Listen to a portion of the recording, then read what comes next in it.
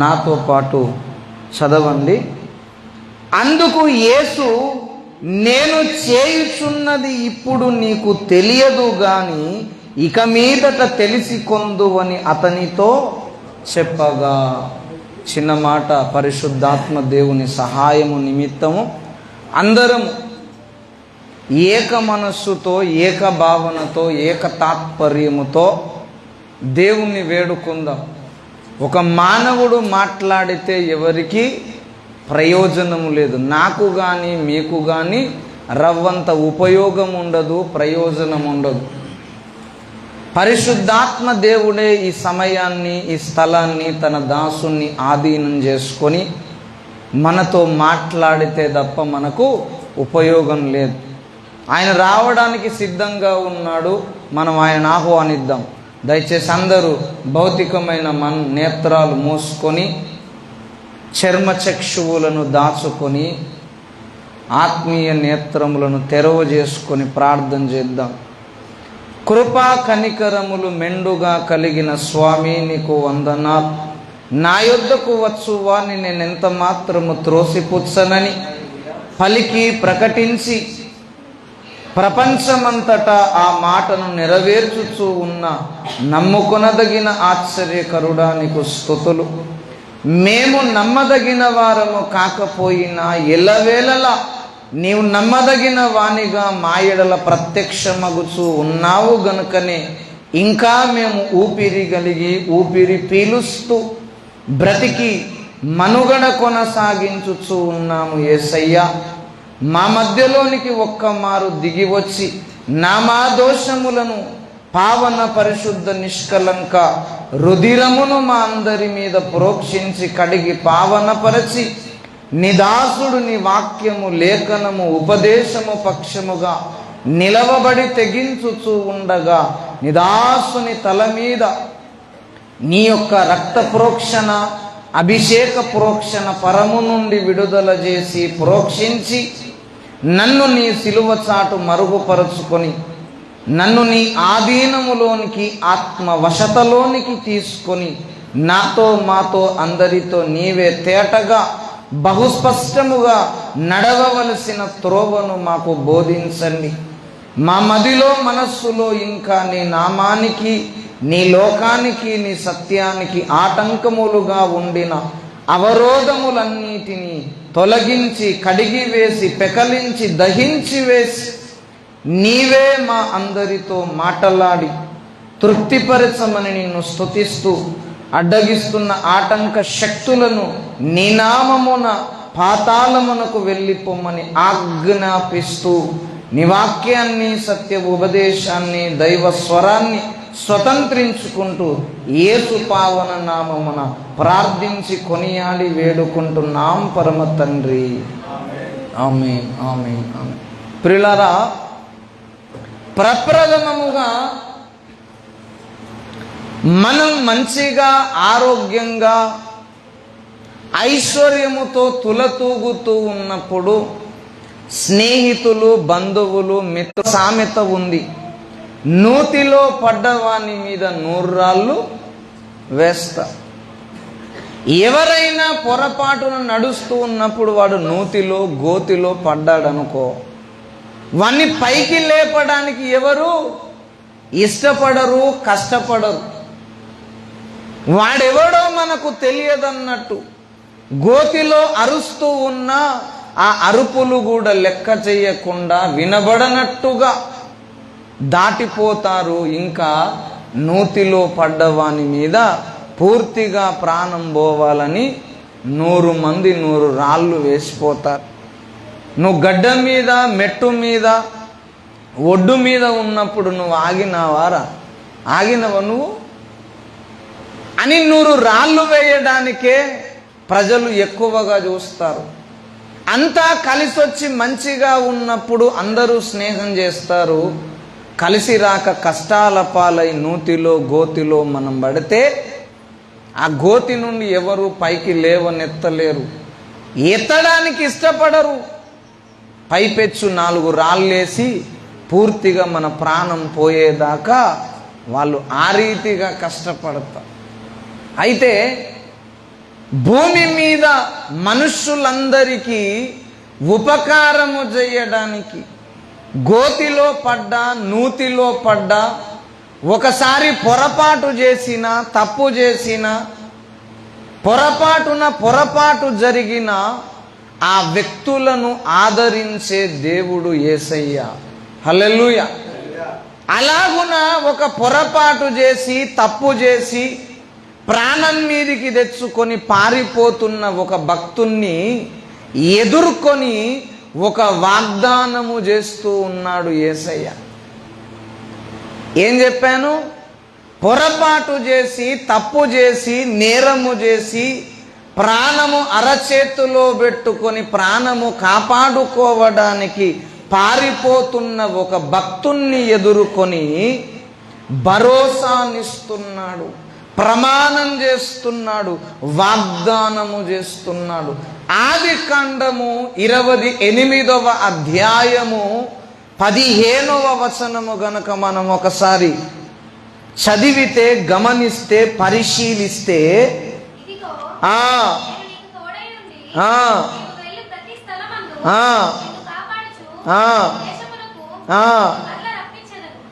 చాలండి. ఒక మాట వాగ్దానం చేస్తున్నాడు. ఇదిగో నేను నీకు తోడయ్యుండి నీవు వెళ్ళు ప్రతి స్థలమందు నిన్ను కాపాడుచు ఈ దేశమునకు నిన్ను మరలా రప్పించెదను. నేను నీతో చెప్పినది నెరవేర్చు వరకు నిన్ను విడువనని చెప్పే. ఆయన ఒక పొరపాటు చేశాడు. అన్నకు ద్రోహం చేశాడు, తండ్రికి ద్రోహం చేశాడు, తండ్రి ఎదుట అబద్ధమాడాడు, అన్నకు రావలసిన దీవెనలను దొంగచాటున లాక్కున్నాడు, పొరపాటు చేశాడు. ఆయన పొరపాటు చేసి అన్న చంపేస్తాడేమోనని ప్రాణం కాపాడుకోవడానికి పరిగెడుతూ ఉన్నప్పుడు ఆ పొరపాటు చేసి ప్రాణ భీతితో, ప్రాణ ప్రీతితో పరుగెడుతున్న యాకోబుకు దేవుడు దర్శనమిచ్చి ప్రత్యక్షమై ఏమంటున్నాడంటే, గోతిలో నెట్టేయలేదు, తప్పు చేశావు కదా అని నిందించలేదు, పొరపాటు చేశావు కదా అని అతన్ని చీదరించుకోలేదు, చులకనగా చూడలేదు, నెట్టివేయలేదు, నువ్వు పనికి రావనలేదు. ఏమన్నాడు? ఇదిగో నేను నీకు తోడయ్యుండి నీవు వెళ్ళు స్థలములో, ప్రతి స్థలములో నిన్ను కాపాడుతాను అన్నాడు. హల్లెలూయా. దేవుడు నిన్ను కాపాడుతాననే వాగ్దానం చేశాడు. ఒకసారి కాదు, చాలాసార్లు యాకోబు సంతతికి కూడా వాగ్దానం చేశాడు. నిర్గమకాండం 23వ అధ్యాయం మీరు చూస్తే, అరణ్యములో ప్రయాణం చేస్తున్న ఇశ్రాయేలీయులందరికీ, దేవుని పిల్లలందరికీ, దేవభక్తులందరికీ నేను మీకు ఒక దూతను ముందుగా పంపుతున్నాను, అతడు మిమ్ములను కాపాడి మీరు చేరవలసిన స్థలమునకు మిమ్ములను చేరుస్తాడు అని చెప్పాడు. నేను మిమ్ములను కాపాడుతాను అని చెప్తున్నాడు. అయితే నాటికి నేటికి దేవుడు మాట తప్పని వాడు. మనకు కూడా చాలాసార్లు వాగ్దానం చేశాడు, నేను నిన్ను కాపాడుతాను, నేను నిన్ను భద్రపరుస్తాను, నేను నిన్ను ఆదుకుంటాను, నిన్ను పాడు కాకుండా కాపాడుతానని వాగ్దానం చేశాడు. కానీ ఆ మాట మన బ్రతుకులో అర్థముగాక, సమగ్రంగా దాన్ని తెలుసుకోలేక, అవగాహన లేక మనం చాలాసార్లు దేవుని మీద విశ్వాసాన్ని వదిలిపెడతాం, విడిచిపెడతాం. కొందరైతే దేవుణ్ణే వదిలిపెడుతున్నారు. దేవుని మాటను కాదు, సాక్షాత్తు దేవుణ్ణే వదిలిపెడుతూ ఉన్నారు. ఎందుకంటే ఆయన వాగ్దానాన్ని సరిగా అర్థము చేసుకోలేక. ఒక చిన్న వివరణ మీకు ఇచ్చి నేను ముందుకు ఉపదేశంలోనికి సాగిపోతాను. కాపాడుట అనేది దేవుని యొక్క ఆధ్వర్యములో 2 రకాలు. అందుకే జకర్యా ప్రవచన గ్రంథం అనుకుంటా, ఇప్పుడు చూడకండి, జకరియా ప్రవచన గ్రంథం అనుకుంటా. అక్కడ దేవుడు ఏమంటాడంటే, కాపరి 2 కర్రలను పట్టుకొని మనల్ని కాస్తాడట. కాపరికి 1 కర్రే కావాలా, 2 కర్రలు కావాలా? ఏ కాపరి చేతుల్లోనైనా, పశువుల కాపరి ఏ కాపరి మనకు కనబడ్డా, గొర్రెల కాపరైనా, బర్రెల కాపరైనా, పందుల కాపరైనా, గాడిదల కాపరైనా, ఏ పశువును కాయుచున్న కాపరికైనా చేతిలో 1 కర్ర మాత్రమే ఉంటుంది. కానీ యేసయ్యకు 2 కర్రలు ఉన్నవి. అది చాలా మార్మికమైన విషయం. కానీ దేవుడు కాపాడాలి అంటూ కాపాడుతానని చెప్పుచున్న ఆయన 2 రకాలుగా మనల్ని కాపాడుతాడు. ఆ ఒక్క ముక్క నేను చెప్పి ముందుకు సాగిపోతాను. చూడండి, మొదట ఇర్మియా ప్రవచన గ్రంథము 31వ అధ్యాయము. ఇర్మియా ప్రవచన గ్రంథం 31వ అధ్యాయం 10వ వచనం చదవండి ఎవరైనా త్వరగా.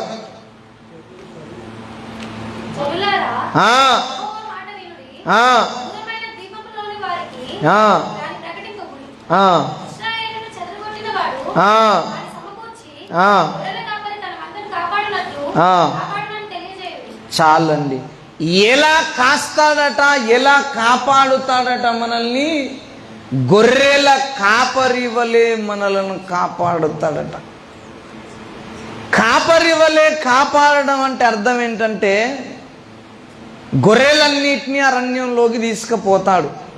తీసుకెళ్ళి మేపుతూ ఉన్నప్పుడు వాటి మీదికి ఏ క్రూర మృగము రాకుండా, ఏ ఆపద రాకుండా కాపాడుతాడు. కానీ రాళ్ళ మధ్యలో నడుస్తూ ఉన్నప్పుడు రాళ్ళు తగలకుండా కాపాడుతాడా? చెట్ల మధ్యలో నుండి పరుగులు తీస్తున్నప్పుడు చర్మానికి ఏ చెట్టు రాసుకొని పోకుండా కాపాడుతాడా?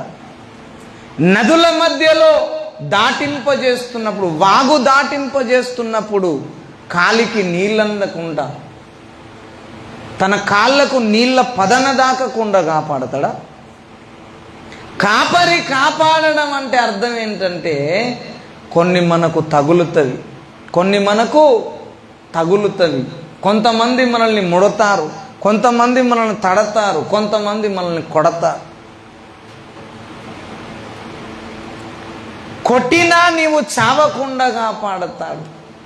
కొంతమంది నిన్ను ముట్టినా నీ ప్రాణం పోకుండా కాపాడతాడు. అదే కదా యోబు జీవితంలో చేసింది.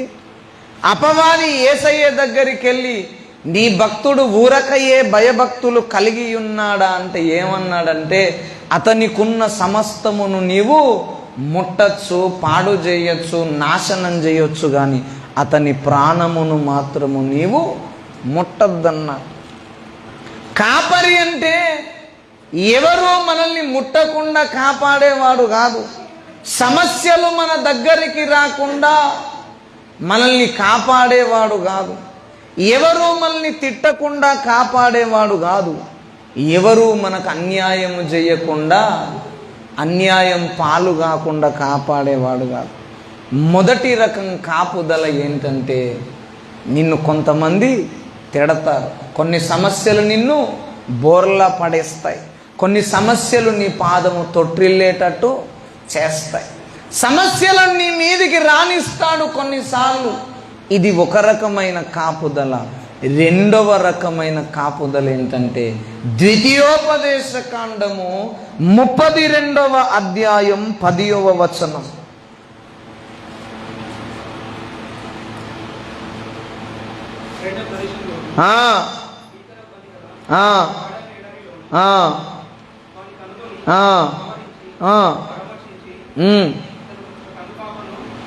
తన కనుపాపను వలె వాణ్ణి కాపాడు. ఇంతకుముందు ఏం చెప్పాను?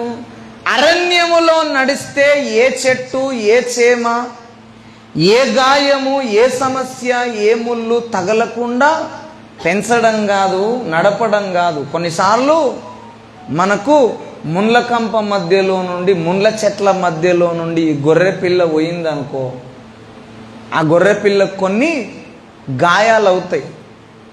కానీ అదే అరణ్యములో ఇంకొక రకమైన కాపుదల కాపాడుట ఉంది. ఏంటట? కనుపాపవలే నేను మిమ్ములను కాపాడేది.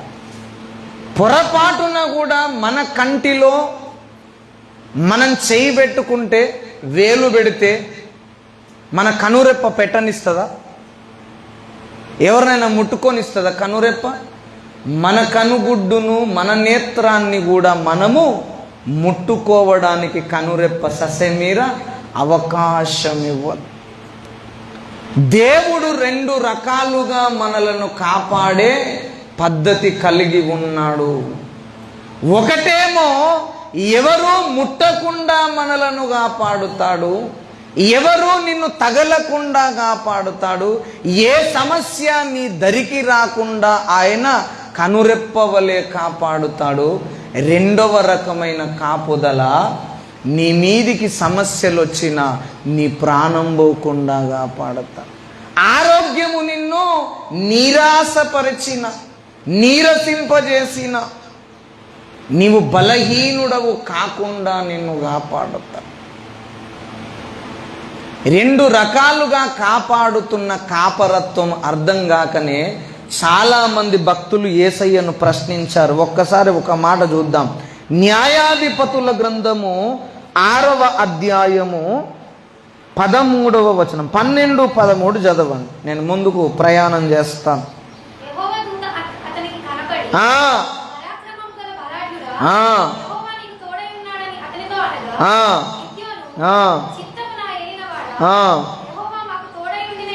ఇదంతయు మాకేలా సంభవించు.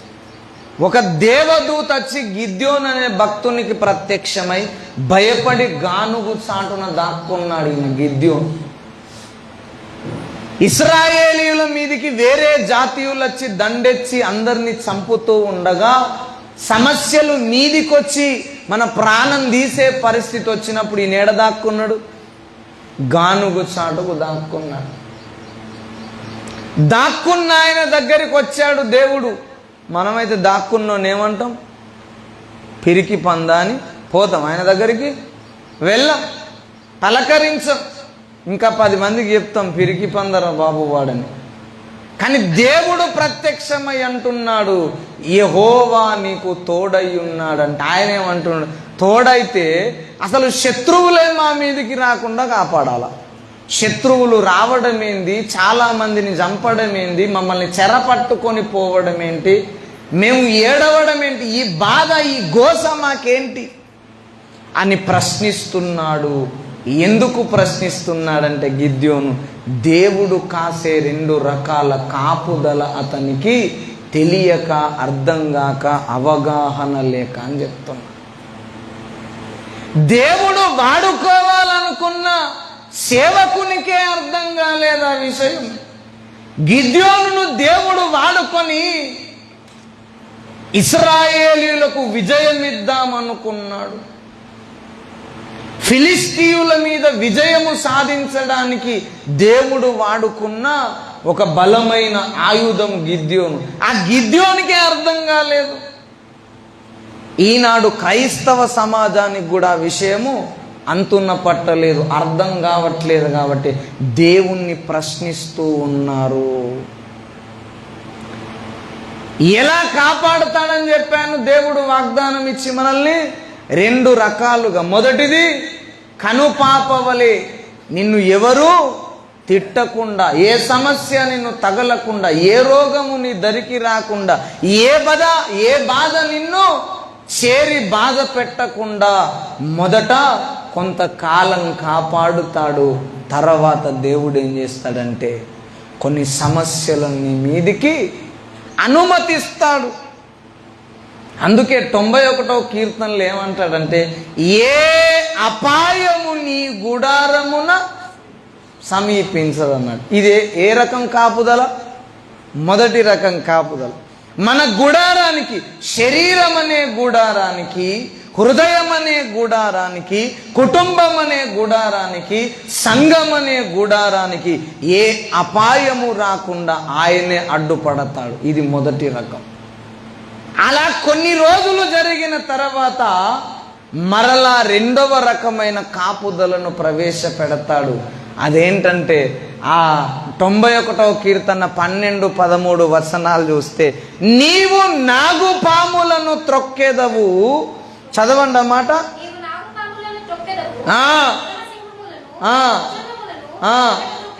చాలండి. ఏమన్నాడు ఈయన? మీదికి ఏమొచ్చినాయట? ఏ అపాయము రాదన్నాడు. ఇప్పుడు ఏమొచ్చింది ఆయన దగ్గరికి? ఆయన ఇంటికి సర్పములు వచ్చాయి, క్రూర మృగములు వచ్చాయి, ప్రాణము తీసే జంతువులు వచ్చాయి, సమస్యలు వచ్చాయి. కానీ వాటిని ఏం చేయడానికి నీకు బలం ఇస్తాడట? వాటిని తొక్కడానికి నీకు బలం ఇస్తాడట. హల్లెలూయా. ఈ రెండవ రకమైన కాపుదల క్రైస్తవ జీవితంలో దేవుడు ప్రవేశపెట్టినప్పుడు నీ వైఖరి ఎలాగుండాలో మూలవాక్యంలో చెప్తున్నాడు. హల్లెలూయా. మూలవాక్యం ఏమి చదువుకున్నాం మనం? కానీ హల్లెలూయా ఏమన్నాడు? ఇప్పుడు నీకు జరుగుచున్నది ఇప్పుడు నీకు తెలియదు గాని నేను చేయుచున్నది ఇక మీదట నీవు తెలుసుకొందు. చాలాసార్లు పిచ్చుక మీద బ్రహ్మాస్త్రమును వాడినట్టుగా దేవుడు మన మీద భయంకరమైన సమస్యలను ప్రవేశపెడతా. అసలు మనము ఎవరికి హాని చేయకపోయినా అందరూ కట్టగట్టుకొని శత్రువుల ఏకమై మన మీదికి వచ్చేస్తారు. ఎవరికి హాని తలపెట్టకపోయినా, పక్కవాడి శ్రేయస్సును మనము కోరినా మనకు రోగము మన జీవితంలో ప్రవేశిస్తుంది. ఎవరి రూపాయి మనం తినకపోయినా, ఎవడికి రూపాయి అన్యాయం చేయకపోయినా మనకు చాలా ఆర్థిక నష్టం జరుగుతుంది. పలు సమస్యలు మనల్ని ఉక్కిరి బిక్కిరి చేస్తాయి. ఇక బ్రతకమేమో అనిపిస్తుంది. ఈ సమస్యలలో పడి ప్రాణం పోతుందేమో, ఊపిరి ఆగిపోతుందేమో అనిపిస్తుంది. ఇన్ని సమస్యలు ఎందుకు ప్రభువా అని మనం ప్రార్థన చేస్తాం, విలవిలలాడిపోతాం, మొర్ర పెడతాం, కన్నీరు గారుస్తాం.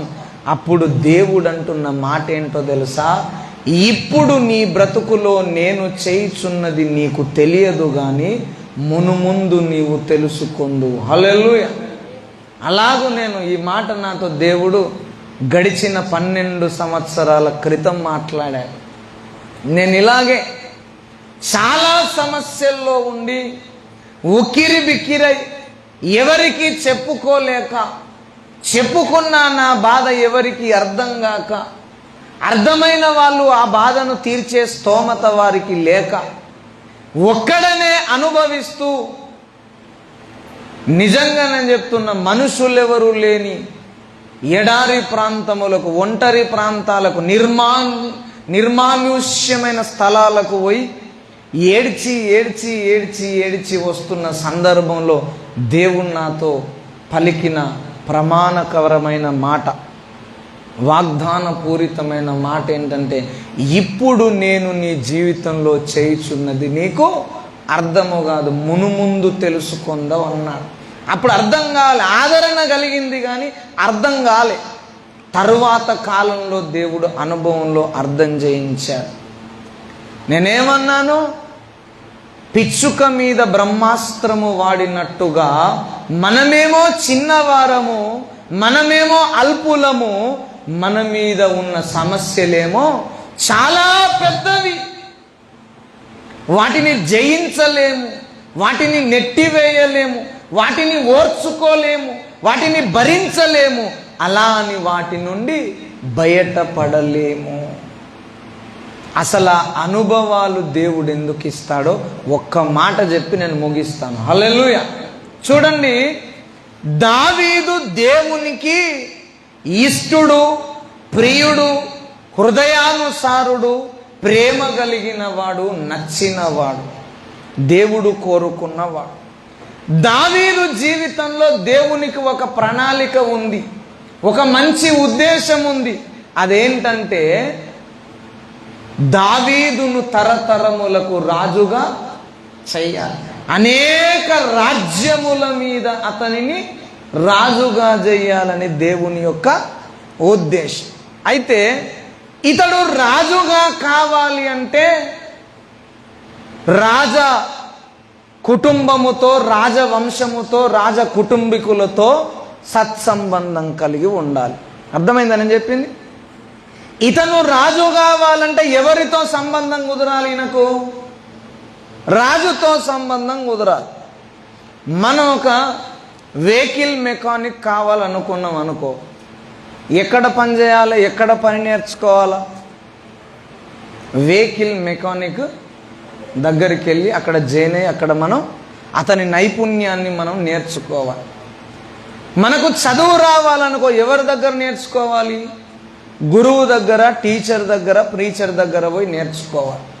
అలాగే ఇతడు రాజు కావాలంటే రాజులతో ఇతనికి సంబంధం ఉండాలి, సన్నిహిత బాంధవ్యం ఉండాలి, రాకపోకలు ఉండాలి, మర్యాదలు నడవాలి, పరిచయాలు ఉండాలి. రాజును పరిచయం చేయడానికి ఇశ్రాయేలీయుల మీద ఎదురు దాడి చేస్తూ ఉన్న ఇశ్రాయేలీయులను మొత్తం చంపేయాలి, హతము చేయాలి, జాతి లేకుండా చేయాలని కంకణము కట్టుకున్న ఫిలిస్తీయుల యుద్ధశూరుడైన గొల్యాతు వచ్చాడు. ఆ గొల్యాతును చంపాలి. ఈయన రాజుకు అల్లుడు కావాలన్నా, రాజు కుటుంబంలో ఈయన చేరాలన్నా గొల్యాతు అనే శత్రువును చంపాలి. ఈ గొల్యాతు అనే శత్రువును చంపాలంటే ముందు రాజు ఒప్పుకోవాలి కదా సైన్యంలోనికి రావడానికి. ఒప్పుకోవాలన్నా వద్దా? మనకెవడైనా ఉద్యోగం ఇవ్వాలంటే మన చదువు యొక్క సర్టిఫికెట్స్ కావాలన్నా వద్దా? మనం చదువుకున్న డిగ్రీలు కావాలి. ఈ డిగ్రీలు చూపించకుండా నీకు ఎవడైనా ఉద్యోగం ఇస్తాడా?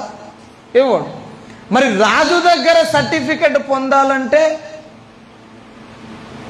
ఈయన రాజు దగ్గర సర్టిఫికెట్ పొందితేనే సైన్యంలోకి వెళ్ళి కనీసం గొల్యాతుతో తలపడడానికి అవకాశం ఉంటుంది.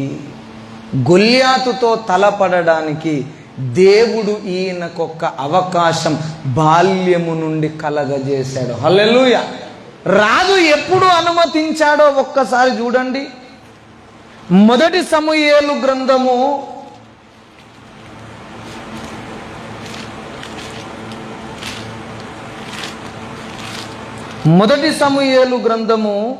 17వ అధ్యాయము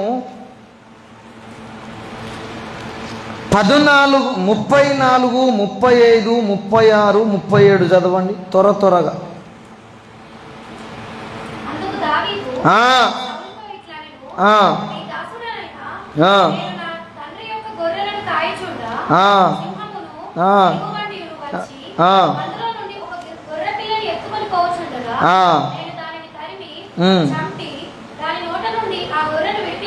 అది నా మీదికి రాగా దాని గడ్డము పట్టుకొని దానిని కొట్టి చంపితిని. మీ దాసుడనైన నేను ఆ సింహమును ఎలుగుబంటిని చంపితినే. జీవము కలిగిన దేవుని సైన్యములను తిరస్కరించిన ఈ సున్నతి లేని ఫిలిస్తీయుడు వాటిలో ఒకదాని వలె అగుననియు, సింహం యొక్క బలము నుండి ఎలుగుబంటి యొక్క బలము నుండి నన్ను రక్షించిన యెహోవా ఈ ఫిలిస్తీయుని చేతిలో నుండి కూడాను నన్ను విడిపించునని చెప్పాను. అందుకు సౌలు, పొమ్ము, యెహోవా నీకు తోడుగా నుండునుగా. కానీ దావీదుతో చూడండి, దావీదును దేవుడేమో రాజులకు రాజు చెయ్యాలనుకున్నాడు.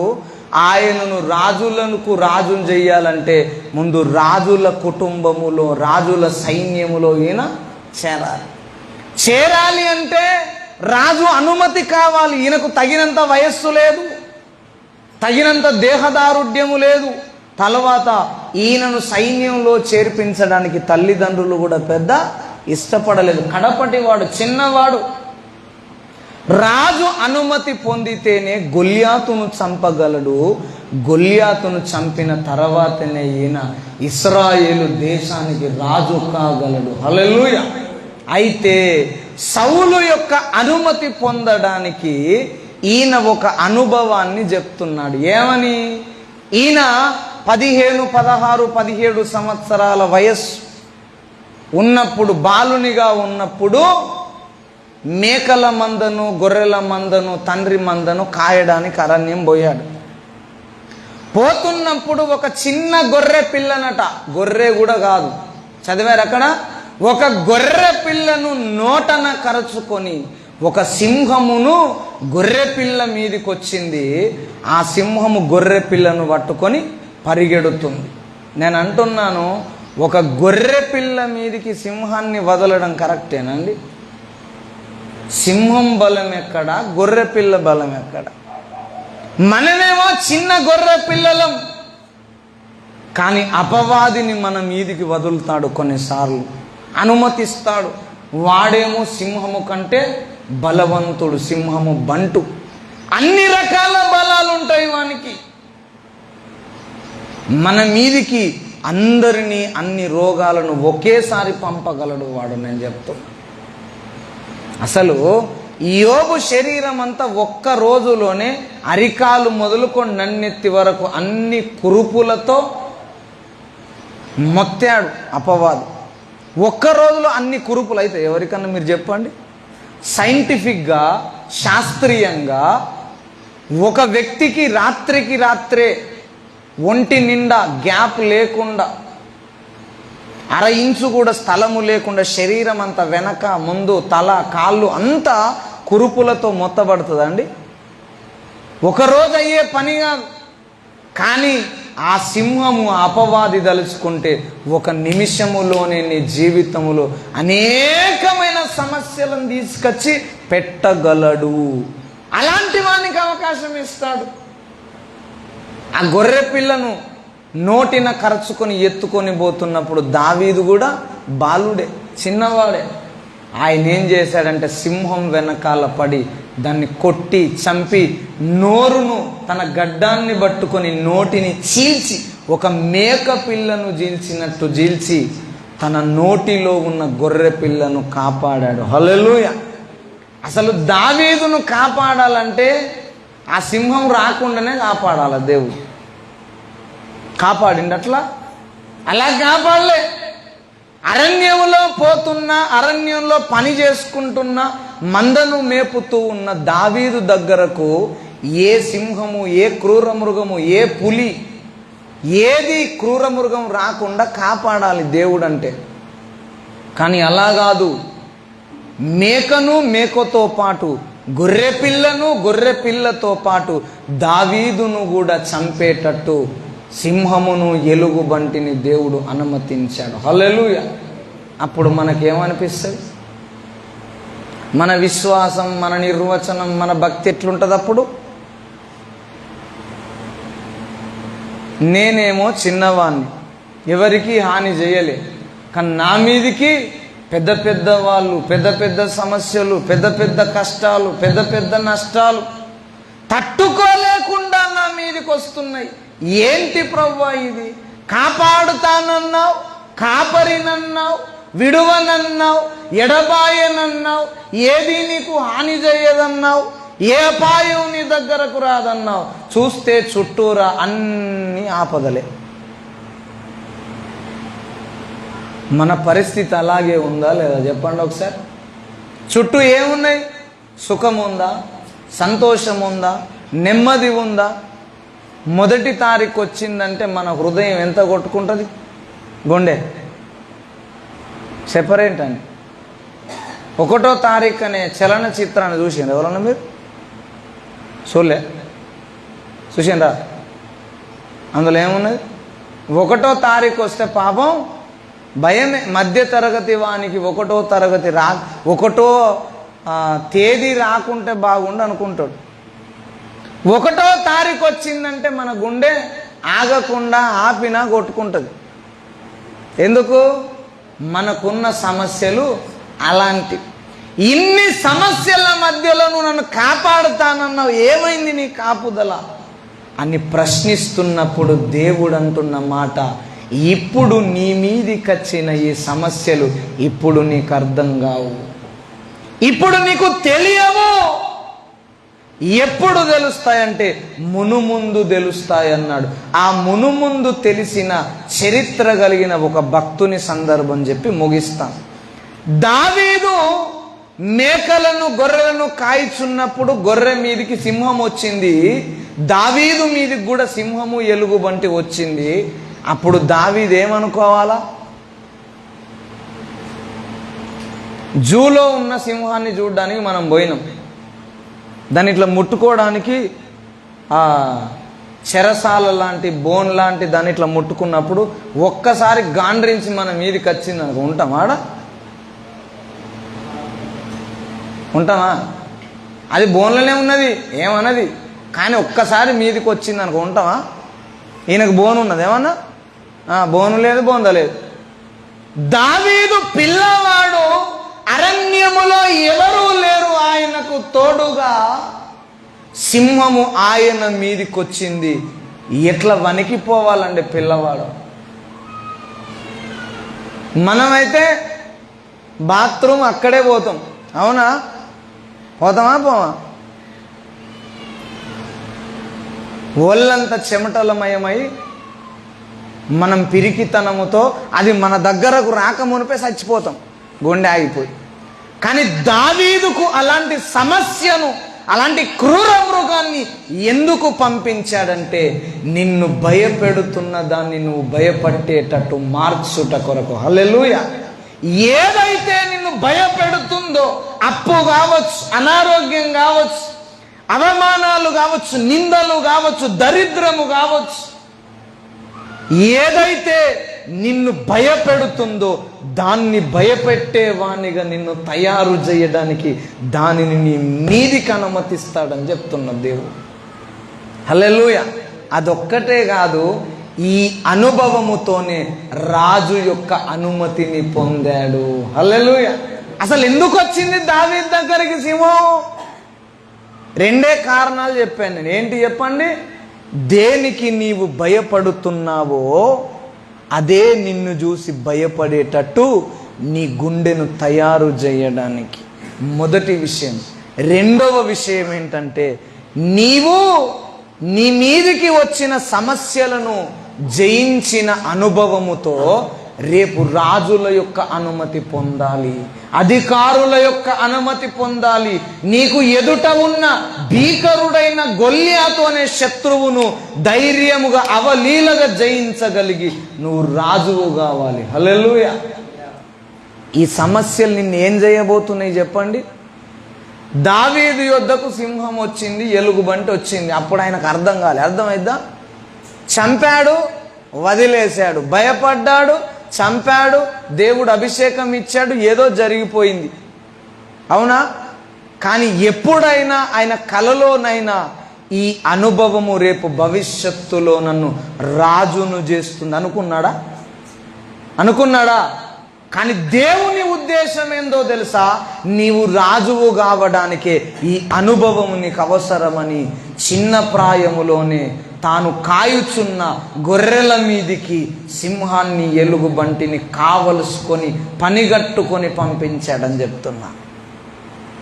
నీ బ్రతుకులో చాలా సమస్యలు దేవుడు పంపాడు ఇప్పటి వరకే. ఎందుకో తెలుసా? నువ్వు పాడు కావడానికి కాదు, నువ్వు నాశనం కావడానికి కాదు, నీకు అవమానాలు రావాలని కాదు, నువ్వు చులకనగా సమాజంలో ఎంచబడాలని అసలే కాదు. ఈ అనుభవాలన్నీ రేపు నిన్ను అందరి ఎదుట ఘనముగా, రాజుగా నిలబెట్టుట కొరకు, ఒక అస్త్రముగా వాడుకొనుట కొరకు. హల్లెలూయా. ఇప్పుడు జరుగుతున్నది నీకు తెలీదు, నువ్వు అడిగినా చెప్పాడు, చెప్పినా నీకు అర్థం కాదు. ఇప్పుడు దావీదు దగ్గరికి సింహం వచ్చినప్పుడు మోకరించి ప్రార్థన చేసి, ప్రభువా ఇది ఎందుకు వచ్చిందో చెప్పంటే చెప్తాడా? చెప్తే అర్థమవుతుంది దావీదుకు. ఇంట్లోనే ఆయనకు అసలు మర్యాద లేదు, ఇంట్లో ఆయనను గౌరవించిన వాడు లేడు, పట్టించుకున్నవాడు లేడు. పశువులను కాయడానికి పోతే ఇదిగో బిడ్డని సర్ది పెట్టేవారు కూడా దిక్కులేరు దావీదుకు. సర్ది లేకుండా అరణ్యానికి వెళ్ళి గొర్రెలను మేపుకొని ఆరాధించి ఏడ్చి బయటికి వచ్చేవాడు ఆయన. మరి ఆయన ఇప్పుడు నువ్వు రాజు అవుతావంటే నమ్ముతాడా? నవ్వుతాడు కింద పడి.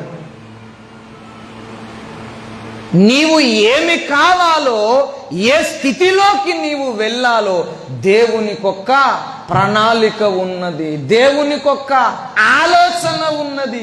దాన్ని నువ్వు చేరుకోవాలంటే నీ మీదికి చాలా క్రూర మృగాలు రావలసిన అవసరం ఉందంటున్నా. నేను అంటున్నాను, ఒక కుక్కనే, సింహం ఎందుకు, ఒక కుక్క మన మీదకి వచ్చింది పెద్దది.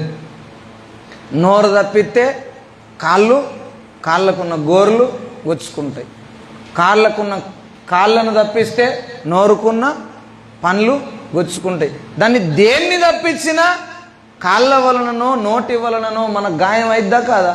తప్పించుకోగలమా దాన్ని? కుక్కనే తప్పించుకోలేము, సింహాన్ని తప్పించుకుంటాడా?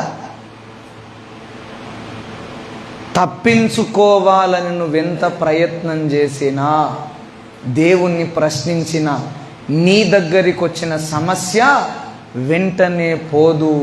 ఎందుకంటే దాన్ని బట్టి నువ్వు భయపడుతున్నావు గనక అది పోదు. నీవెప్పుడైతే దేవుని ఆత్మను పొందుకొని, దేవుని శక్తిని నింపుకొని, నీవు ఇది నన్నేం చేయలేదనుకొని ధైర్యం పొందుకుంటావో, అది నిన్ను చంపడం కాదు, దాన్నే నువ్వు చంపేటట్టు తయారు చేస్తాడు. రెండవది, ఈ అనుభవము రేపు నీవు రాజుగా కావడానికి ఒక ద్వారం అయిపోతుంది అని చెప్తున్నా. హల్లెలూయా. ఒక్క మాట చెప్పి ముగిస్తాను నేను. చూడండి, దావీదు గనక గొర్రెలను కాస్తున్నప్పుడు దేవుడు కనుపాప వలె కాచాడు అనుకో. ఏ మృగం రాలే, నక్క రాలే, కుక్క రాలే, సింహం రాలే, ఎలుగుబంటి రాలే, ఏది రాలేదు. ఆయనను కంటికి కనుపాప వలె కాపాడాడు, పోషించాడు, తోడై నడిపించాడు అనుకో. ఇప్పుడు గొల్లియాతును చంపే అవకాశం ఈయనకు వస్తుందా? పోనీ ఒకవేళ చంపుదామని ఈయన తెగించిన రాజు అనుమతిస్తాడా? రాజు అనుమతి ఇవ్వడానికి ఏ ఆయుధం ఉపయోగపడ్డది, ఏ అనుభవం ఉపయోగపడ్డది చెప్పండి? గొర్రె పిల్లను ఎత్తుకొని పోతున్న సింహమును చీల్చిన అనుభవం ఉపయోగపడింది. చిన్నవాడే, బాలుడే, పసివాడే, కానీ ఆయన మీదకి వచ్చిన సింహాన్ని ఒక గొర్రె పిల్ల మేక పిల్లను చీల్చినట్టు చీల్చడము మూలముగా ఈ అనుభవము అతని జీవితములో ఉన్నతమైన మెట్లు ఎక్కడానికి ఉపయోగపడిందని చెప్తున్నా. హల్లెలూయా. దేవుని ప్రణాళికను చేరుకోవడానికి ఉపయోగపడింది, దేవుని సంకల్పాన్ని సంపాదించుకోవడానికి ఉపయోగపడింది. నేను అంటున్నాను, దేవుడు కంటికి కనుపాప వలె మాత్రమే కాయడం కాదు మనకు కావలసింది. ఎలా కాయాలి? కాపరి వలె కాయాలి. సమస్యలకు నిన్ను అప్పగించినప్పుడు భయపడొద్దు. దేవుడు ఇప్పుడు కాపరా కాదా? కాపాడుతాడా లేదా? కాపుదలలు ఉన్నామా లేదా? చాలామంది ఈరోజు అనారోగ్యం గురై రేపు చనిపోతున్న వాళ్ళు బోలెడు మంది ఉన్నారు. అవునా? ఈరోజు హఠాత్తుగా చాలా బాగుండి ఆరోగ్యవంతులు రేపటికల్లా మృతి చెందుతున్నారు, మరణిస్తున్నారు. మనకి ఎన్ని గోసలు వచ్చినా పోతానమా? నేను చాలాసార్లు నా సంఘానికి చెప్పేది ఏంటంటే, మనం అప్పుడే సావం. హల్లెలూయా. ఎందుకు సావమో తెలుసా? దేవుడు మనల్ని ఎక్కించాల్సిన అనుభవాల కొరకే మనల్ని వెంటాడుతున్న సింహాలు భయపెడుతున్నాయని చెప్తున్నా. ఏది మనల్ని మింగలేదు, కాపరే వదిలాడు. కాపరే మన మీదికి వాటిని అనుమతించాడు కాబట్టి ఏ సమస్య నిన్ను ముంచదు అని చెప్తున్నా. చివరిగా ఒక మాట చదివి ముగిస్తాను. యెషయా ప్రవచన గ్రంథము 43వ అధ్యాయము 1-2 వచనాలు చదవండి దయచేసి బిగ్గరగా.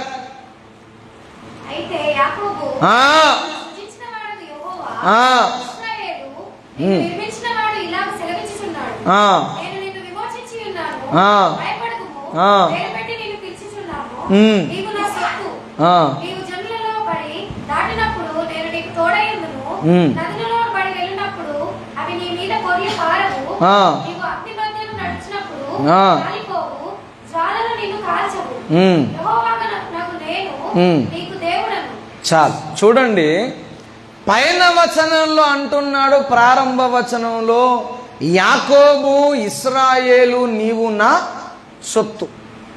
సొత్తు అంటే అర్థం ఏంటండి? మనది. అది ఇంకొకరికి వర్తించదు. ఇప్పుడు ఈ షర్ట్ ఉంది, ఈ వస్త్రం ఉంది, ఇది ఎవరిది? నాదా నీదా? నా పర్మిషన్ లేకుండా దీన్ని ముట్టగలరా? మీరు తీసుకోగలరా? స్పెడ్స్ ఉన్నవి, కళ్ళజోడు, ఎవరి అవి? నాయి. నా పర్మిషన్ లేకుండా నా కొడుకు కూడా ముడతాడా? ముట్టడు. నా సొత్తు అంటే దేవుని వారం అన్నమాట. మనం దేవుని వారం అయితే నెత్తి మీద ఎక్కించుకొని ఊరేగించుకోవాలి. కానీ ఏం చేసిండట? నదులలో దించిండు, ఎడారిలో దించిండు, అరణ్యంలో నడిపిస్తున్నాడు, అగ్ని జ్వాలల మధ్య నడిపిస్తున్నాడు. ఏమన్నాడో తెలుసా? నదులు నిన్ను ముంచవట, నదులు నిన్ను ముంచజాలవు, అగ్ని జ్వాలలు నిన్ను కాల్చజాలవు. నడిచేది ఎందులో? నడిచేదేమో అగ్ని జ్వాలలో, నడిచేదేమో నీటి మధ్యలో, నదుల మధ్యలో. కానీ అవి ఏం చేయట? ముంచజాలవట. దేవుడు నిన్ను నడిపిస్తాడు నదుల మధ్యలోనే. నీరంటకుండా పెంచడు దేవుడు, మట్టి అంటకుండా పెంచడు దేవుడు. మనకి ఏమైనా ఒక వాగ్దానం, నీ పాదములకు రాయి తగలకుండా ఆయన దూతలకు, అదొక్కటే వస్తుంది. పాదములకు రాయి తగిలి రక్తం కారిన భక్తులు కూడా ఉన్నారు.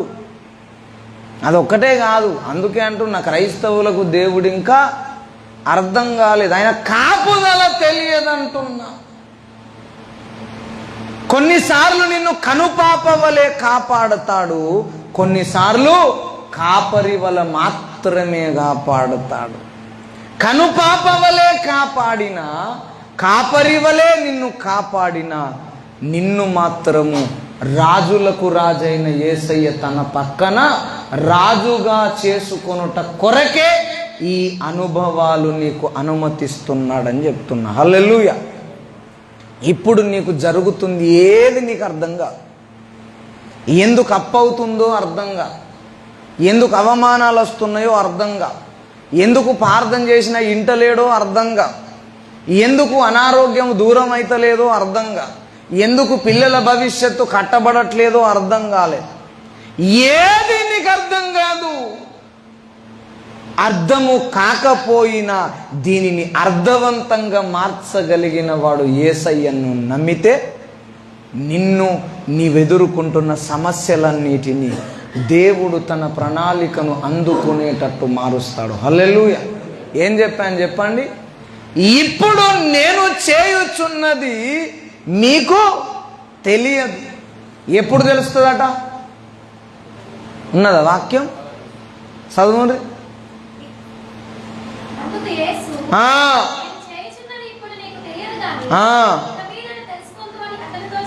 చాలు. ఇప్పుడు ఇంట్లో మమ్మీ వంట వండుతుంది. చికెన్ వండుతుందా, మటన్ వండుతుందా, ఎండ్రక్కాయలు వండుతుందా, పీతలు వండుతుందా, రొయ్యలు వండుతుందా, మన్వోషి వండుతుందా తెలియదు అనుకో, తింటావా? బిడ్డ ఇప్పుడు నేనేం వండుతున్నాను నీకు తెలియదు, అండినాక గంజు తెచ్చినాక తెలుస్తుంది అంటదా? వండేటప్పుడే తెలవాలి. ఇది మనుషుల పద్ధతి, అవునా? పచ్చిగున్న కూరగాయలు తెచ్చి కోస్తున్నప్పుడే తెలుస్తుంది ఏం కూర వండుతుందో, అవునా? కానీ యేసయ్య అలా వండే వంటకాడు కాదు. నీకు ఏది అర్థం కాదు, ఆయన ఏమి వంట చేస్తున్నాడో, ఏ రుచితో నీకు తినిపించగలడో నీకు ఇప్పుడు అర్థము కాదు. అర్థము కానప్పుడు కూడా యేసయ్య మీద నువ్వు విశ్వాసం ఉంచితే రేపు దాన్ని అర్థవంతముగా మార్చగలుగుతాడు. హల్లెలూయా. ఇప్పుడు అలా దావీదు జరిగిందా లేదా చెప్పండి మీరు? ఇట్లా నేను ఇంకా చాలా చెప్తాను కానీ టైం లేదు. దావీదు ఒకప్పుడు సింహం ఆయన మీదికి వచ్చినప్పుడు, నక్కలు ఆయన మీదికి వచ్చినప్పుడు, అడవి కుక్కలు ఆయన మీదికి వచ్చినప్పుడు, ఎలుగుబంటి ఆయన మీదికి వచ్చినప్పుడు, ఏంటి అసలు మృగాలే నన్ను పగబట్టాయా, నేను వాటికి మృగం లెక్క కనబడుతున్నానా అని ఎంతో ఏడ్చుంటాడు, బాధపడి ఉంటాడు, భయపడి ఉంటాడు. కానీ గొర్రెలను కాయడం మాత్రం మానలేదు. హల్లెలూయా. అక్కడ ఒక మంచి మాట అంటాడండి. 1 సమూయేలు గ్రంథం 17వ అధ్యాయం 34 ఒక్కసారి చదవండి.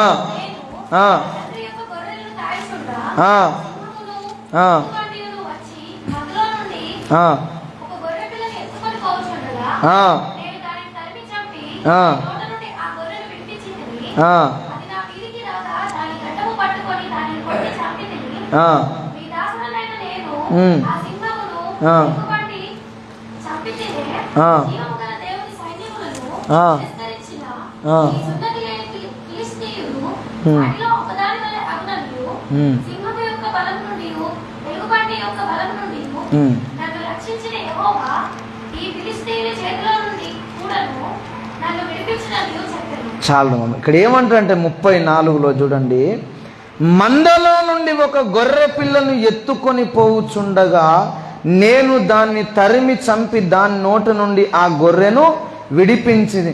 అది నా మీదికి రాగా దాని గడ్డము పట్టుకొని దానిని కొట్టి చంపి. సింహం వచ్చి గొర్రె పిల్లను పట్టుకొని ఆల్రెడీ వెళ్ళిపోతుంటే సింహం వెనకాల పరిగెత్తి దాన్ని పట్టుకొని గొర్రె పిల్లను విడిపించగా అది ఈయన మీదకి వచ్చిందట. గొర్రె పిల్లలను ఆయన ప్రాణం మీదికొచ్చినా కూడా వదిలిపెట్టలేదని చెప్తున్నా. హల్లెలూయా. దేవుడు మనకేదైనా పని అప్పగించిండు అనుకో, సమస్యలు మన మీదికి వచ్చినాయి, మనం ఏం చేస్తాం? సమస్యను పట్టుకొని వేలాడతామే తప్ప ఈ పని చేస్తామా? దేవుడు మనకు మందిరములో కానీ, ఆయన సంఘములో కానీ, ఆయన కుటుంబములో కానీ, మన మనస్సులో కానీ ఒక పని మీద భారం పెట్టాడు అనుకో. నలుగురిని యేసయ్య మందిరానికి నడిపించడానికి భారం ఉంది మన మనస్సులో. నలుగురు నడిపించాం, వాళ్ళు రక్షణ పొందారు, బాగున్నారు. వాళ్ళు వ్యతిరేకంగా మారారు మన మీద. ఒకప్పుడు ఉన్నట్టు ఇప్పుడు లేరు అనుకో. ఇంకో నలుగురిని తీసుకొస్తావా? నువ్వు తీసుకొస్తావా? ఏమంటాం? అమ్మా ఒకప్పుడు ఉన్నట్టు ఇప్పుడు లేరమ్మా వాళ్ళు అంటావా? యేసయ్య పనిని పక్కకు పెడతావా, మనుషులను పక్కకు పెడతావా? మనం పాడక ఓ రోజు ఆసక్తి కలిగి పాట పాడినాం. నలుగురు శరిసి అయిపోయినాక మన దగ్గరికి వచ్చి పాట పాడరాంది ఎందుకు వాడు అన్నారు అనుకో. ఇంకోసారి పాడతావా? వాడు ఏమన్నా అనుకోని పాడింది ఎవరి కొరకండి? యేసయ్యను ఘనపరచడానికి నువ్వు సేవ చేస్తే, పని చేస్తే నిన్ను ఎవరేమనుకున్నా, ప్రాణము పోయినా నువ్వు దాన్ని వదలొద్దు. హల్లెలూయా. ఎన్నో గొర్రెలున్నవి, గొర్రె పిల్లలున్నవి, ఒకటి పోతేమవుతుంది? కానీ దాన్ని వదిలేయక ప్రాణము పోయినా పర్లేదు కానీ నా గొర్రె పిల్లని నేను కాపాడుకుంటాను. చిన్న పనైనా పెద్ద పనైనా దేవుడు నీ చేతికి అప్పగిస్తే, నీ మనస్సులో పెడితే దాని కొరకు నీ ప్రాణం పోయినా పర్వాలేదు, దాన్ని మాత్రం వదలొద్దు. అప్పుడు ఏం చేస్తాడంటే సింహముల బలముకు మించిన బలం నీకు దేవుడిస్తాడు. వారమంతా మంచిగుండి ఆదివారమే తలనొచ్చింది అనుకో, ఏం చేస్తాం? చర్చికి వస్తామా? ఏం చేస్తాం? సాయి పెట్టుకొని, తలగడ పెట్టుకొని, ట్యాబ్లెట్ వేసుకొని, ఫోన్ చేసినా కూడా మంచిగా లేదన్నా తమ్ముడు, పానం మంచిగా లేదు. అదే ఇప్పుడు అక్కనో చెల్లెనో అన్ననో తమ్ముడో బావో ఎవడన్నా వస్తే పానం వేసేస్తుంది. అవునా? నేను అంటున్నాను, నీ మీదికొచ్చిన ఏ సమస్య అయినా యేసయ్య పనిని నిన్ను దాటిపోనివ్వకూడదని చెప్తున్నా. ఇక నాకెందుకు వస్తానే సమస్యలు అంటే రావా? నేను అంటున్నాను, యేసయ్య కాపుదలలో ఉన్న నిన్ను ఆయన గోతిలో వదిలిపెట్టాడు. యాకోబుకి ఏమని వాగ్దానం చేశాడు? నేను నిన్ను కాపాడుతానన్నాడు. పొరపాటు చేశాడు, తప్పు చేశాడు, ద్రోహము చేశాడు, అన్యాయము చేశాడు. ఆయన ఏమంటున్నాడంటే నేను నిన్ను కాపాడి ఈ స్థలానికి మళ్ళీ తీసుకొస్తానన్నాడు. దేవుడు మనల్ని తప్పకుండా కాపాడుతాడు. ఎన్ని రకాలుగా చెప్పండి. భర్త ఎప్పుడు పల్లెత్తు మాట అనకుండా కాపాడేది కనుపాప వలె కాపాడడం. మనం ఎంత మంచిగా కూర వండినా ఉప్పు తక్కువ అయితే ఈపు సాపు చేసేది కూడా దేవుని కాపుదలని అని చెప్తున్నా. హల్లెలూయా. ఏం కాపుదల అది మరి? ఈ అనుభవము, ఈ అనుభూతి ఒకనాడు నిన్ను భర్త కంటే ఎక్కువ ఉన్నతమైన స్థానంలో ఉంచడానికి వాడుకుంటాడని చెప్తున్నా నేను. భార్య ఎప్పటికీ నిన్ను నిందించింది అనుకో, ఇప్పుడు భార్య కంటే నువ్వు గనుడవు అవుతావా, భార్య అవుతుందా భవిష్యత్తులో? ఒక మాట చెప్తాను, ఒక్కటే మాట చెప్పి ముగిస్తాను. హల్లెలూయా. నేను సమస్యల్లో శ్రమలో ఉన్నప్పుడు ఆ సేవే బంద్ చేద్దాం అనుకున్నా. యథార్థంగా చెప్తున్నా. ఇక సేవ నా వల్ల జరగదు, నేను చెయ్య, నా వల్ల కాదు. ఒక సామాన్య విశ్వాసి లెక్క ఏదో ఒక సేవకునికి అప్పగించి నేను సంఘంలో ఉంటాను అనుకున్నప్పుడు ఒక పుస్తకం నా దగ్గరికి వచ్చింది. నేను చదివాను. అది పాల్ యాంగ్చో గారు రాశారు. నేనే ఎందుకు శ్రమ పడాలి, నాకే ఎందుకు ఇన్ని శ్రమలు అనే ఒక చిన్న పుస్తకం. నేను చదువుతున్నప్పుడు ప్రారంభ పేజీలోనే ఒక బంగారు మాట మాట్లాడాడు ఆయన. ఏమన్నాడంటే, కరుకు రాళ్ళు లేకుండా కత్తులు పదును కాలేవు అన్నాడు. ఏమన్నాడు? కరుకు రాళ్ళు లేకుండా కత్తులు పదును కాలేవు. ఆకురాయి తెలుసుగా మీకు? ఆకురాయికి వేసి కత్తులు మనం నూరుతున్నాం అనుకో, ఎప్పటికైనా ఆకురాయి షార్ప్ అవుతుందా? ఏది షార్ప్ అవుతుంది? ఏదైతుంది? పొరపాటున 100 కత్తులు ఒకేసారి నూరినాం ఆకురాయి మీద, ఆకురాయి షార్ప్ అవుతుందా? దాంతోనేమన్నా కత్తిరించవచ్చా, కట్ చేయవచ్చా, నరకొచ్చా? ఎన్నటికీ ఆకురాయి పనిచేయదు. నేను చెప్తున్నా, కేవలం కత్తి నూరడానికే పనిచేస్తుంది. కత్తి చాలా వాటికి ఉపయోగపడుతుంది. నేను అంటున్నా, నీ బ్రతుకులో నీ భర్త నీకు ఒక ఆకురాయి కావచ్చు, నీ భార్య ఒక ఆకురాయి కావచ్చు, కుటుంబం ఒక ఆకురాయి కావచ్చు, అనారోగ్యం ఒక ఆకురాయి కావచ్చు, అవమానాలు ఒక ఆకురాయి కావచ్చు, అప్పుల బాధలే ఒక ఆకురాయి కావచ్చు. అవి నిన్ను పదును కలిగిన కత్తులుగా మారుస్తాయి. దేవుడు అనేకమైన పాపములో ఉన్న సంఖ్యలను తెంచడానికి నిన్ను పదును కలిగిన కత్తిగా మారుస్తాడు. హల్లెలూయా. ఇష్టమేనా నీకు? అనేకుల జీవితాలలో పాపపు సంఖ్యలను తెంచడం నీకు ఇష్టమేనా? కానీ నాకేం కావద్దు, అవునా? కత్తికి పానం ఉండి ఆకురాయికి వేసి రాకుతూ ఉంటే, నూరుతూ ఉంటే రక్తం గారదు, దీనికి గాయం కాదు. మెల్లగా నూరుతాడు అనేవాడు నూరిటాడు. చాలామందికి తెలుసు, పురాతన కాలంలో ఒక కర్ర కాళ్ళ కింద మధ్యలో పెట్టి, అవునా, కత్తిని నూరేవాళ్ళు. మెల్లగా నూరుతాడా? బలమంతా దాని మీద ప్రయోగించి దాన్ని నూరుతూ ఉంటాడు అన్నమాట. నేను చెప్తున్నాను, భవిష్యత్తులో నీ వలన దేవునికి ఎంత ఉపయోగం ఉందో అంత కఠినంగా, అంత బలాన్ని ప్రయోగించి నిన్ను నూరుతాడు అని చెప్తున్నా. హల్లెలూయా. నిన్ను చిన్నగా నూరిండు అనుకో, నువ్వు దేవునికి భవిష్యత్తులో ఎట్లా ఉపయోగపడతావు? మార్కెట్లో మనం చిన్న కత్తి తెచ్చుకుంటాం 10 రూపాయలు పెట్టి. టమాటాలు కొయ్యొచ్చు, ఉల్లిగడ్డలు కొయ్యొచ్చు, ఆలుగడ్డలు కొయ్యొచ్చు, అవునా? Mutton chicken కోస్తావా?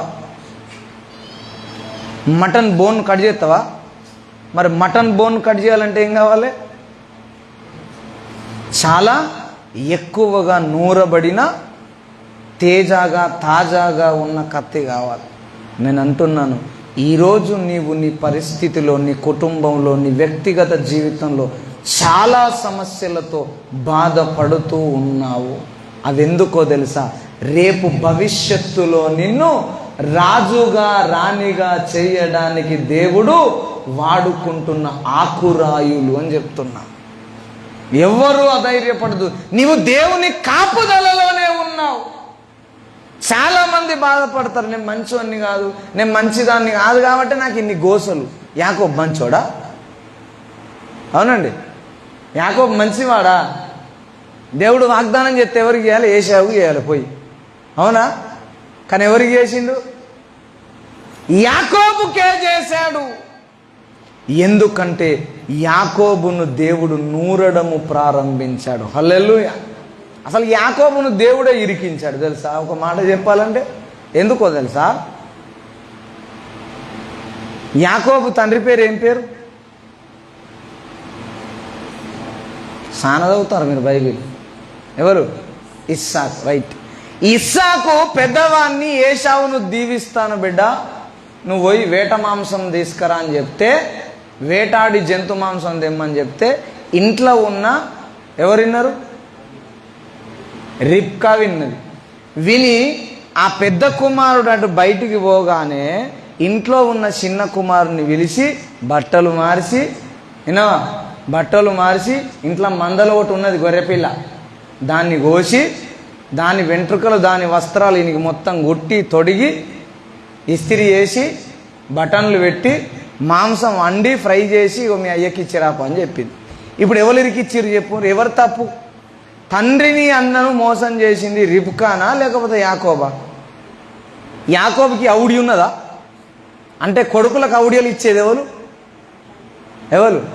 చర్చికి పో బిడ్డ అని చెప్పేది ఎవరు? అవ్వనే. చెడగొట్టేది ఎవరు? అవ్వనే. ఆడి చర్చికి రాకుండా చేసేది ఎవరు? అవ్వలే. నేను చెప్తున్నా, కొడుకులు పాడు కావడానికి ప్రథమ కారణం అవ్వలే. ఆడపిల్లలు పాడు కావడానికి కారణం తండ్రులు. అర్థమైందా? ఇది అర్థం కావాలంటే కూడా టైం పడుతుంది అనుకోండి. ఏం చేసింది? యాకోబుని తీసుకుపోయి ఖతం ఫుల్ డ్రెస్ వేసింది కొడుకు. అయ్యకు అనుమానం రాకుండా, వాళ్ళ నాన్నకు అనుమానం వస్తుందో రాదో ఇవి మొత్తం తెలుసు కదా, అవునా? ఆడపిల్ల పుట్టుపూర్వోత్తరాలు ఎవరు వెళ్తాయి? మేనమామకు. అట్లా భర్త యొక్క పుట్టుపూర్వోత్తరాలు ఈమెకు తెలుసు. ఈమె జడగొట్టి పంపించింది. మోసము చేయడానికి కూడా కారణము యాకోబు కాదు, అతని తల్లి. అంటే దేవుడు నిన్ను నూరడము గనక ప్రారంభం చేస్తే నీకు తెలియకున్నా, నీ వల్ల కాకపోయినా, నీ ప్రమేయం లేకున్నా నిన్ను ఇరికిస్తారు మనుషులు అని చెప్తున్నా. హల్లెలూయా. అలాంటప్పుడు ఏం చేయాలిగా? దుమ్మెత్తిపోయాలి. సాట పట్టి, దోషులతోనైతే తక్కువ వస్తుందని సాట తెచ్చి సాట నిండా దుమ్ము నింపి, మన్ను నింపి అందరి మీద పోయాలి. అవ్వ మీద, అయ్య మీద, అన్న మీద, తమ్ముని మీద. మనం చేసే పని అదే. కానీ నేను చెప్తున్నా, మనలను దేవుడు నూరడము ఆరంభిస్తున్నప్పుడు మన మీదికి చాలా సమస్యలు మన ప్రమేయం లేకుండా వస్తాయి. అప్పుడు కూడా నీవు దేవుని కాపుదలలో ఉన్నావని నమ్మాల. హల్లెలూయా. ఇప్పుడు ఎవరి కాపుదలలో ఉన్నాం మనం చెప్పండి? యేసయ్య కాపుదలలో ఉన్నాం. కాపుదలలో ఉన్నాము కాబట్టే ఇన్ని సమస్యలు మనలను చుట్టుముట్టాయి. వాటిని త్వరలో దేవుడు జయింపజేస్తాడు.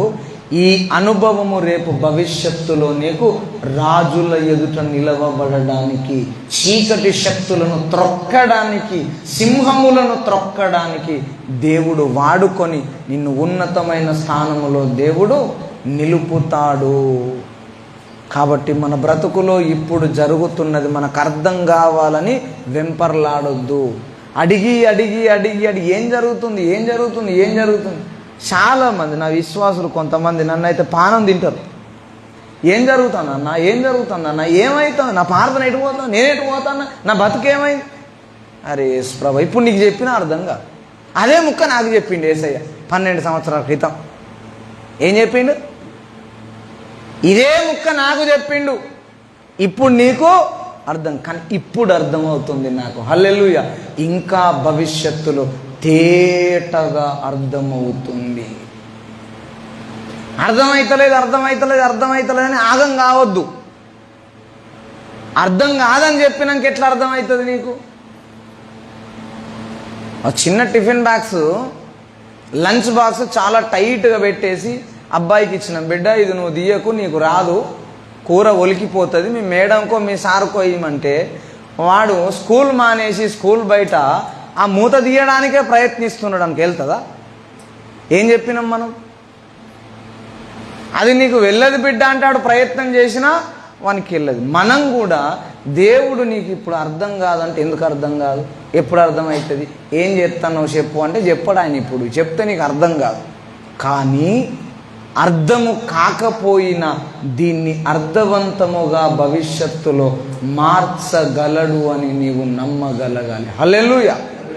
అప్పుడే దేవుడు నిన్ను దావీదు పక్కన రాజుగా కూర్చుండబెట్టునుగాక. ఈ అనుభవాలన్నీ రేపటి దేవుని ప్రణాళికలో నిన్ను నన్ను చేర్చునుగాక. దేవుడి వాక్యాన్ని మన బ్రతుకులో ఆశీర్వదించునుగాక. ప్రార్థన చేసుకుందాం. ఎవ్వరు మౌనంగా